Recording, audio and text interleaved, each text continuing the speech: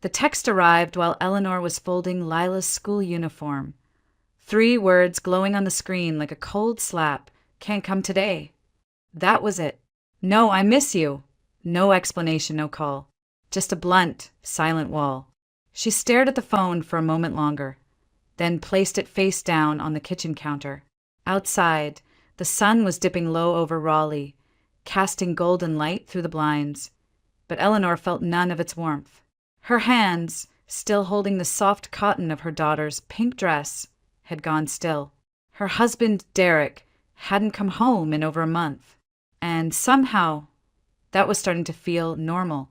He had left for Roanoke 5 weeks ago, claiming his mother, Virginia, had fallen ill and needed constant care. Eleanor, being a nurse herself, had understood. She'd even packed him a bag that night, placed a hand on his shoulder, and said, "Of course, go be with her." He had nodded, kissed her forehead, and driven off with their shared car. But now she was starting to question everything about that moment, especially how he had refused to let Lila and her come along.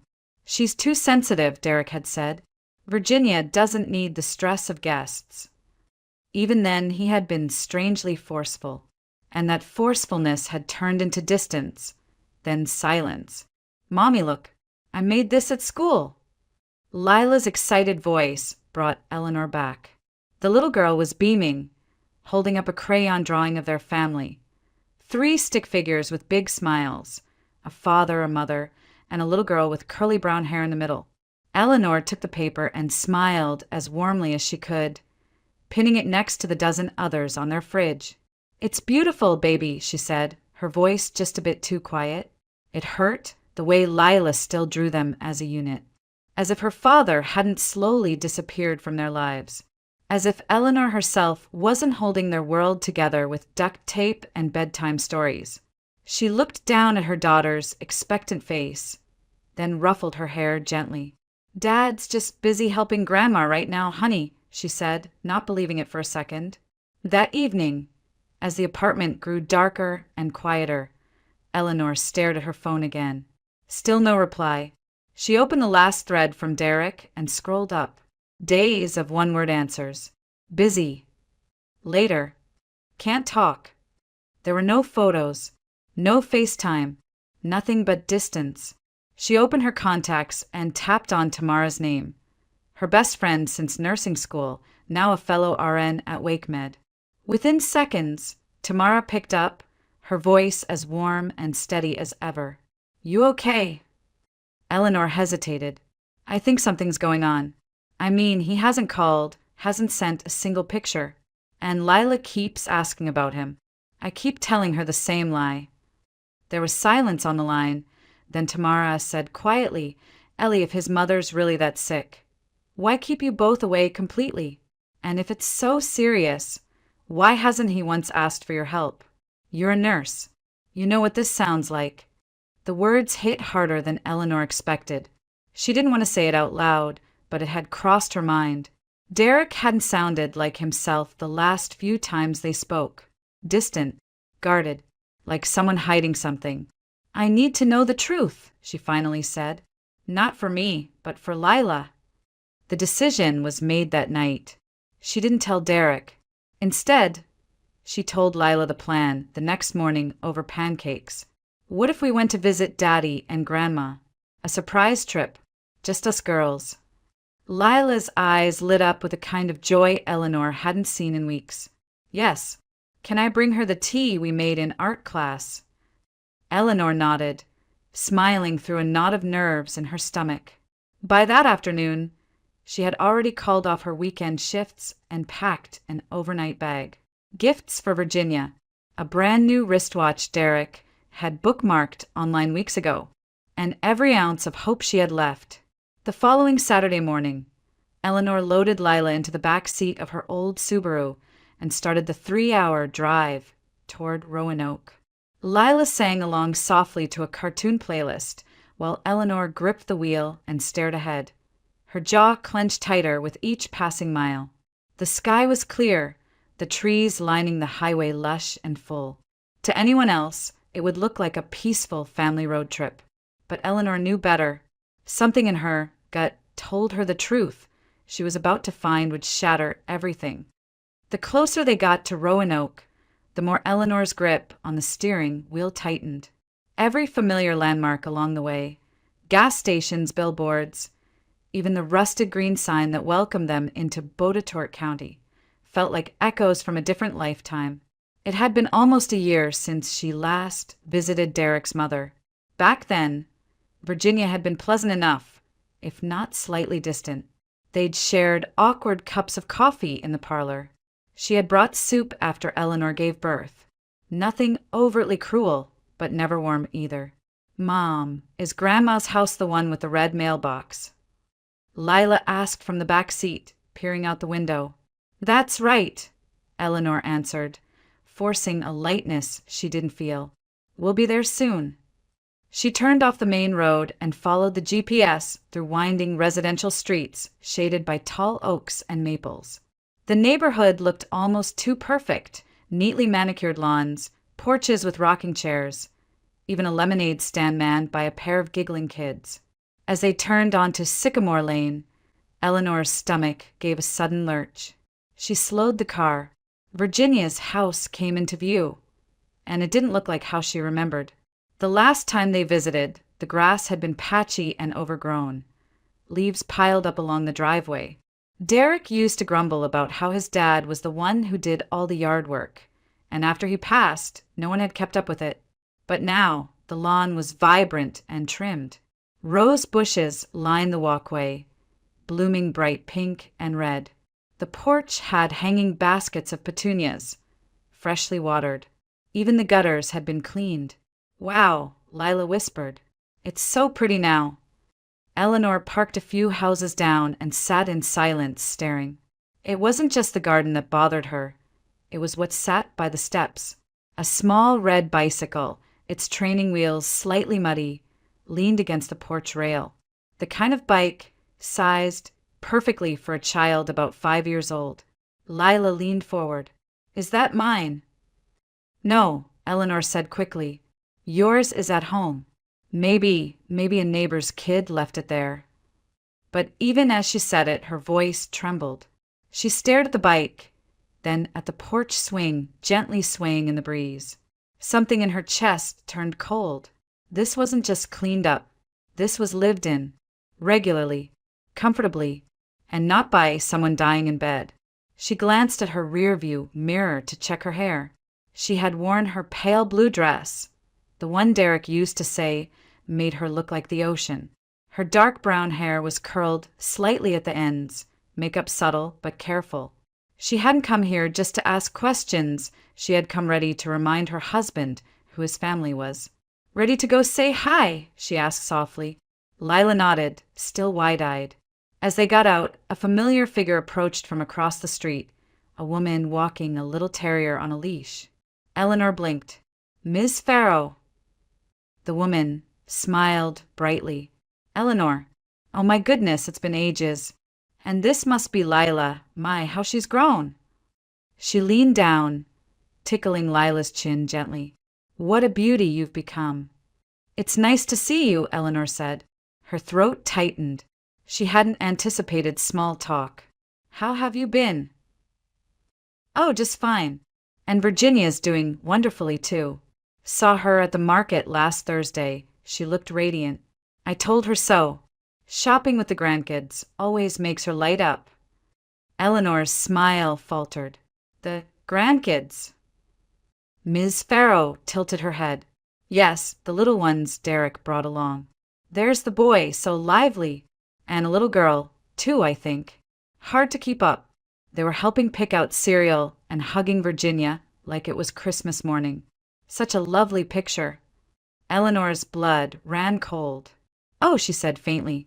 "Oh, I'm sorry, did I say something wrong?" the woman asked, suddenly aware of the shift in Eleanor's face. "No, not at all." Eleanor forced a smile. "We just didn't realize they'd be here today." "Well, tell Virginia I say hello," Ms. Farrow chirped, and continued down the street with her dog.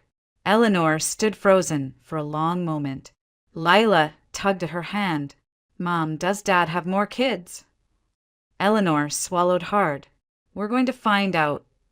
She pulled out her phone and typed a short text to Tamara. We're here. Something's not right. I'll call you later. The reply came instantly. Be careful. Call me the second, you know. Eleanor looked up at the house. There was soft music coming from inside, jazz faint and mellow. She stepped forward, Lila's hand firmly in hers. The air felt too still. Every instinct in her body was bracing for impact, and whatever was waiting on the other side of that door. The door wasn't locked. That was the first sign. As Eleanor stepped onto the porch, still gripping Lila's hand, she reached for the doorbell, but then stopped. The front door stood slightly ajar, just enough for warm air and muffled voices to leak out. She froze, her knuckles hovering in midair. Inside, someone laughed. Not just anyone, Derek. His voice unmistakable, deeper when relaxed, threaded with amusement. Another voice followed, a woman's. Younger, softer. Then Virginia's, laughing too. It was not the weak cough of an ill woman. It was a full-bodied laugh, light and happy. Alive. Mom, it's Daddy. Lila's eyes lit up and she stepped forward, but Eleanor instinctively held her back. Wait, she whispered. Her pulse began to throb in her ears. Something was wrong. Something was deeply, gut-twistingly wrong. She knelt beside her daughter. Let's just listen for a moment, okay? Lila nodded, her brows scrunching in confusion. Eleanor tilted her head and slowly leaned toward the open door, just enough to glimpse inside. What she saw made her stomach clench. The living room was filled with sunlight. The curtains were open wide, the hardwood floors shining. Derek sat comfortably on the couch, a glass of lemonade in hand. Next to him, nestled closely, was a woman Eleanor had never seen before. Blonde, polished, her hand resting casually on Derek's knee. He was smiling, that slow, affectionate smile Eleanor hadn't seen in months.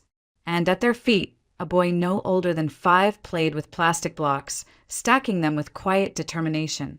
From the kitchen, Virginia emerged carrying a tray of cookies, her steps brisk, posture straight. She looked healthier than Eleanor had ever seen her. Derek, sweetheart, don't forget Ethan's nap soon, she called warmly. You too, Sabrina. Have a cookie while they're still warm. Sabrina, that was the woman's name. And the boy, Ethan, looked up and grinned. Thank you, Grandma, he chirped, his voice high and happy. He reached for a cookie and crawled onto Derek's lap. Play with me, Daddy, he said, curling against him. Daddy. Eleanor's breath caught. She staggered back half a step, heart pounding so hard she felt it in her teeth. Lila tugged at her hand again. Mom, who's that boy? She asked, her voice trembling now. Why did he call Daddy? Daddy. Eleanor couldn't answer. She couldn't speak. She crouched again, her voice barely a whisper. Stay here, baby. Don't say anything. Just stay quiet. She took out her phone with shaking hands, turned on the camera, and slowly raised it toward the open door. Inside, the scene played on like a carefully rehearsed lie. Sabrina leaned her head on Derek's shoulder. He wrapped an arm around her waist without hesitation. Ethan laughed as Derek ruffled his hair. Virginia placed a napkin on Sabrina's lap like they were family. Then Virginia's voice carried across the room, sharp, clear, and cruel in its casualness. I'm so glad you finally have your real family, Derek. You should have left that woman years ago. How many times did I tell you she was never right for you? Eleanor's fingers tightened around her phone. She kept recording, forcing her hands to stay steady. Lila stood silently behind her, watching, not fully understanding but feeling everything. I know, Mom, Derek replied. I'm already speaking with a lawyer. The divorce is just a matter of paperwork now. But don't tell her anything. Not yet. She still believes I'm caring for you. Sabrina shifted nervously. What if she finds out about this? She won't, Derek said, sounding smug. Eleanor's not the type. She trusts too easily. Say the word sick and she'll back off. Eleanor blinked hard, forcing back the sting behind her eyes. Her chest burned, not with sorrow, but with fury. Then Sabrina's voice came again, softer, more hesitant. And Lila? I mean, she's your daughter. There was a pause. Derek's answer sliced clean through Eleanor's last shred of faith. She'll get custody. It's fine. I have Ethan now. One kid is enough. Eleanor stopped the recording. Her hands were trembling. Her jaw clenched so tight it hurt. She turned away from the door, her movements sharp and fast, and found Lila still standing quietly beneath the shadow of a bush, her small hands clenched into fists. Tears brimmed in her daughter's eyes. Mom, is Daddy leaving us? Eleanor crouched and pulled her into a tight embrace. No, she whispered fiercely. He already left.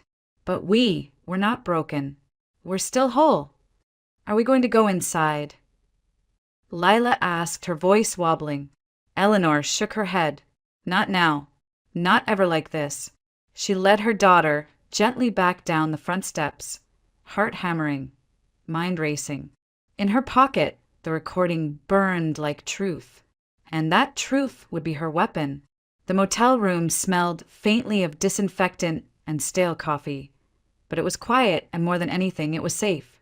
Lila had cried herself to sleep hours earlier, curled into Eleanor's side on the bed, one hand still gripping the sleeve of her mother's sweater. Eleanor hadn't moved. She had simply stared at the ceiling in the dark, feeling the weight of what she'd seen pressed deeper into her chest with every passing minute. She hadn't cried. Not yet. Not when her daughter needed her steady. Not when the betrayal was still crystallizing into resolve. When the first light of dawn slipped through the dusty curtains, Eleanor sat up. She gently pulled her arm out from beneath Lila and stepped into the bathroom. Her face in the mirror looked like someone else's. Eyes red-rimmed, skin pale, but underneath there was something steel-like, something that hadn't been there before. She pulled out her phone and found Tamara's number. The call connected on the first ring. Ellie? Oh my God, what happened? Eleanor didn't waste time. I need a lawyer. One that's good with family law. And fast. Tamara didn't even pause. Camille Fletcher. She handled my cousin's custody case last year. Smart. Tough as hell. You want me to reach out? Give me the number, Eleanor said. Less than an hour later, she sat in the front seat of her car outside a law office in downtown Roanoke. The sign on the glass door read Fletcher and Associates. Inside, a woman in her mid-50s waited with a folder already open and a notepad in hand. Her hair was streaked with gray and pulled back in a low twist, her blazer crisp, her eyes direct. You must be Eleanor Hayes, Camille said. Come in. Sit. I'm listening. Eleanor placed her phone on the desk, opened the photo app, and pressed play. She didn't speak. She didn't need to. The audio filled the quiet room. Derek's voice, Virginia's words, the sound of Ethan laughing in the background.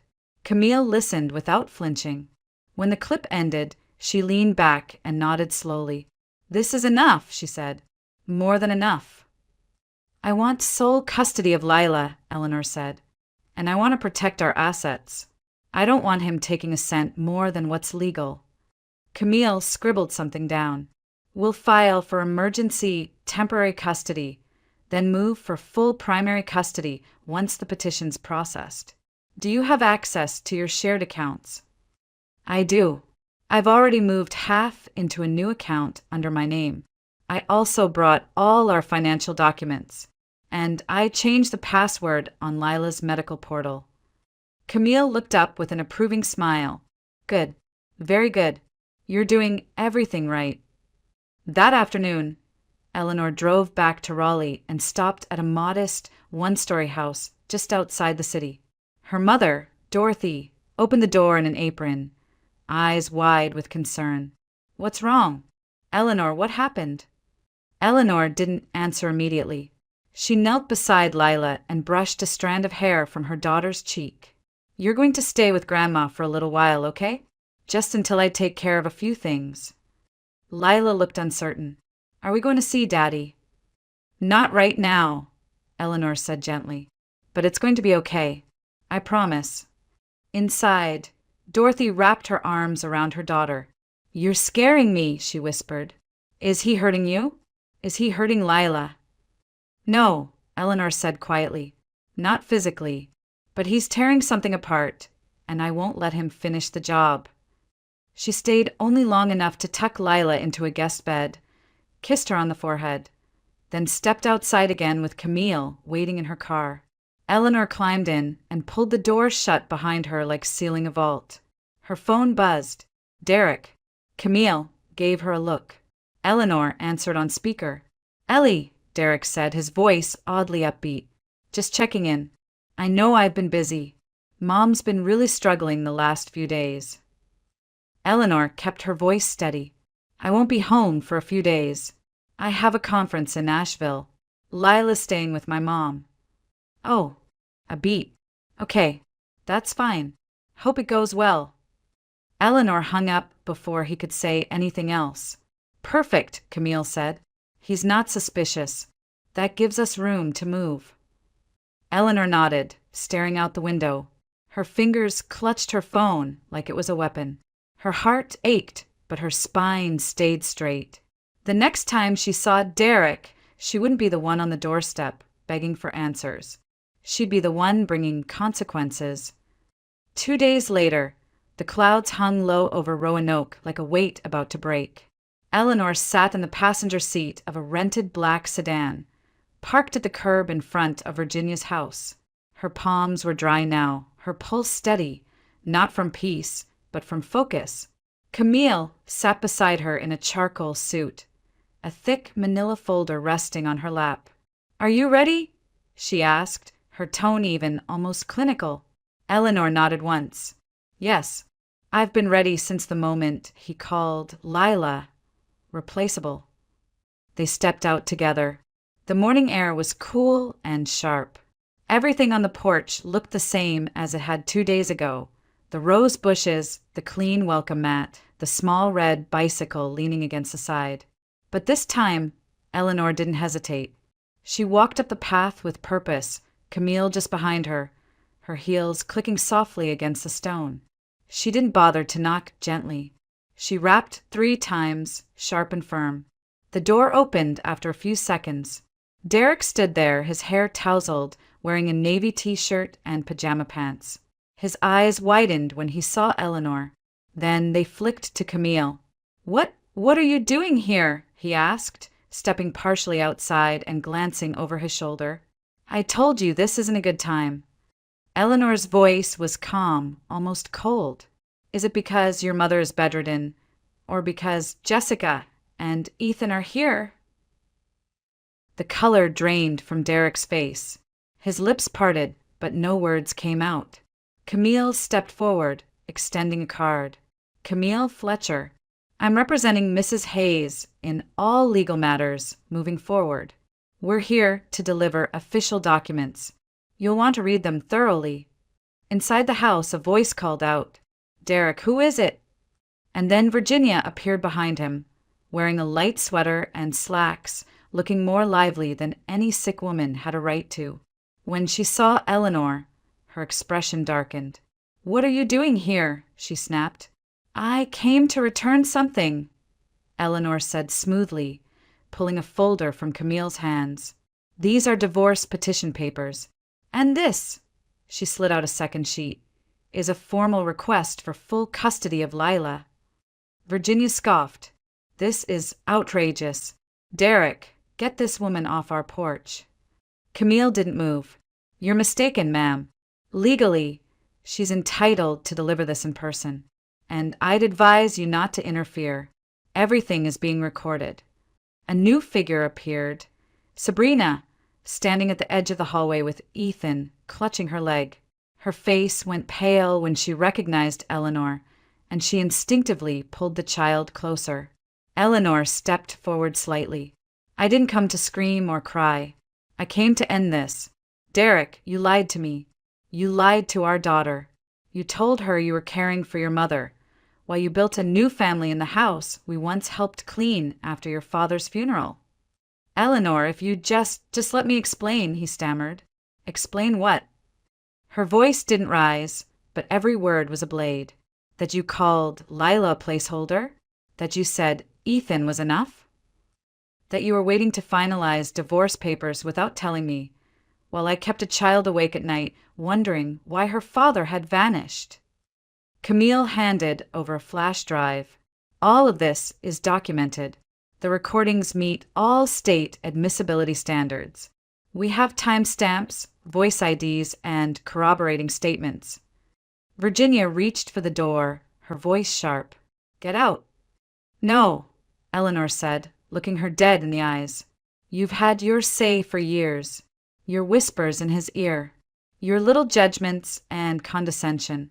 I was never good enough, right? But I was good enough to raise his daughter while he ran. Camille turned to Derek. You'll be served formally again at your workplace, but as of today, you are not to remove Lila from school or Eleanor's custody. You are under temporary injunction until the hearing. Sabrina tried to speak, but Eleanor had already turned. Keep your voice down, she said softly, her back still to them. Ethan doesn't deserve to hear this mess, but neither did Lila.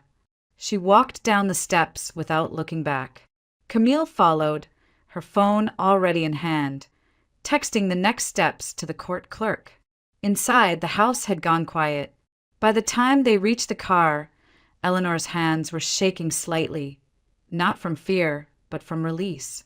It's done, she said. Camille glanced sideways. No, it's just beginning. But Eleanor allowed herself, for the first time in weeks, a small breath of freedom. For once, the silence wasn't suffocating. It was hers. 3 months later, the living room of their new apartment glowed in soft pinks and golds. Pale sunlight filtered through gauzy curtains, casting a gentle warmth over the scattered balloons, open presents, and half-eaten birthday cake. Lila's laughter rang out as she spun in circles across the hardwood floor, her new dress billowing like butterfly wings. Mom, look. Isn't my room so pretty? She called, breathless with joy. It's the best ever. Eleanor leaned against the doorframe, a cup of tea in her hands, watching her daughter dance. The walls of the little room were painted Lila's favorite color, rose quartz, with stick-on stars lining the ceiling and a view that overlooked a small community park. It wasn't big, it wasn't glamorous, but it was theirs, and after everything, that was enough. The divorce had finalized faster than Eleanor expected. Camille had moved like lightning, carving out financial protection, enforcing custody orders, and securing half of the shared assets. Derek had tried to contest at first, but the recordings had spoken louder than any excuse he could manufacture. In the end, he signed the papers. He didn't even ask to see Lila. Eleanor had transferred hospitals shortly after, accepting a promotion at Durham General. The schedule was better, the pay was better, and more importantly, it gave her space to start over without the shadow of what had been. Dorothy had helped with the move, unpacking boxes and labeling cabinets while humming old folk songs in the kitchen. Eleanor's sister, Rachel, came every weekend, taking Lila to movies and walks in the park so Eleanor could rest.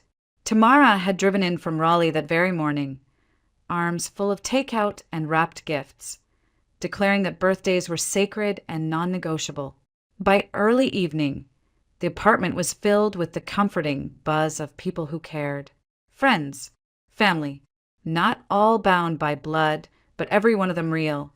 Eleanor sat on the couch, plate in hand, surrounded by low chatter, music, and the hum of laughter that didn't feel forced. Lila blew out the candles in one breath and beamed as everyone clapped. "Best birthday ever," she whispered, eyes shining. Outside the window, a silver sedan pulled up quietly along the curb. Derek stepped out, shoulders hunched, his posture hesitant. He didn't approach the building, just stood on the sidewalk, looking up. He looked older, more worn. His hair was messier than she remembered, clothes wrinkled, shoes scuffed. He held nothing in his hands. Jessica had left him 2 weeks after Eleanor served the papers. Camille's team had uncovered another affair, this time with a coworker. When Sabrina found out, she took Ethan and left the same day. Virginia had collapsed shortly after and had finally been admitted to a long-term care facility. With no one left in that Roanoke house, Derek had begun calling Eleanor, first in texts, then voicemails, each one a little more desperate. She never responded. Now he stood there just watching. From her place by the window, Eleanor met his gaze for only a second, and then she looked away, not out of fear, not out of pity, but because he no longer mattered.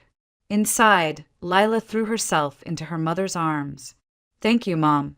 This was the best day ever." Eleanor kissed the top of her daughter's head and held her tight. "You deserve every bit of it." She looked around, the plates on the counter, the photo of her and Lila on the fridge, the drawing Lila had made of the two of them standing under a tree. And she realized something she hadn't dared believe until now. They weren't rebuilding. They had already built something new. Later that night, after everyone had gone home and the dishes were done, Eleanor tucked Lila into bed. The little girl looked up, sleepy but smiling. "Mom, are we going to be okay forever?" Eleanor smoothed the blanket around her. "We're going to be better than okay. But what about Daddy?" Eleanor paused, then sat beside her. "Sweetheart, family isn't just who shares your name. It's who shows up, who stays, who listens. And I promise you, we have more family now than we ever had before." Lila closed her eyes, satisfied. Eleanor sat for a moment longer, watching her breathe, the steady rhythm of peace. Then she stepped out onto the small balcony, the cool night air brushing against her face. Down on the street, Derek's car was gone. Eleanor stood there in the quiet, a cup of tea warming her hands, her heart light for the first time in months. She hadn't just survived. She had chosen herself, and that was the beginning of everything.